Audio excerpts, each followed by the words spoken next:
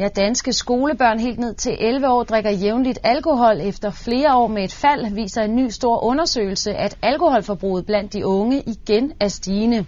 Over halvdelen, altså 52% af de 15-årige drenge og 65% af de 15-årige piger, har prøvet at drikke 5 eller flere genstande på en dag inden for de seneste 30 dage.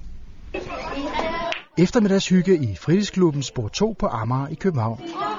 Og hygge med alkohol er ikke helt ukendt. Jeg har engang været til en information, hvor jeg har drukket lidt, og nogle gange, når vi bare sidder derhjemme, hvis vi har haft gæster eller sådan noget. Flere skolebørn, som Amanda Arnstedt har prøvet alkohol, viser en ny undersøgelse fra Sundhedsstyrelsen. Jeg har prøvet at være fuld før, ja.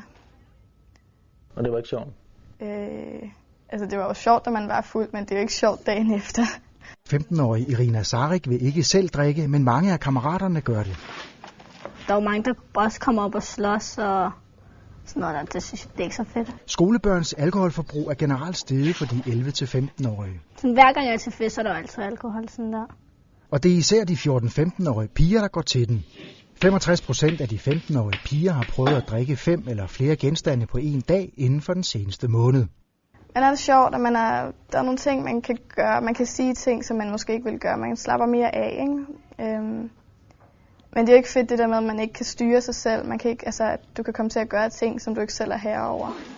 Skolebørnenes stigende alkoholforbrug kan mærkes i klasseværelset. Især om mandagen, hvor weekendens druk er i frisk erindring. Det er meget sådan nogle sociale ting, som er udsprunget af, at man har været fuld og gjort noget, eller man er blevet uenig om noget til festen, eller han har taget min kæreste, eller sådan nogle ting. Ikke? Den kedelige udvikling betyder, at Sundhedsstyrelsen nu vil undersøge, om de mange kampagner virker. Nu prøver Sundhedsstyrelsen at nå forældrene, der ofte introducerer alkohol for deres børn, når de når konfirmationsalderen. Jeg synes, det er gammeldags. Jeg synes, at tiden er inde til, at vi slår fast, at børn og alkohol, det hænger ikke sammen.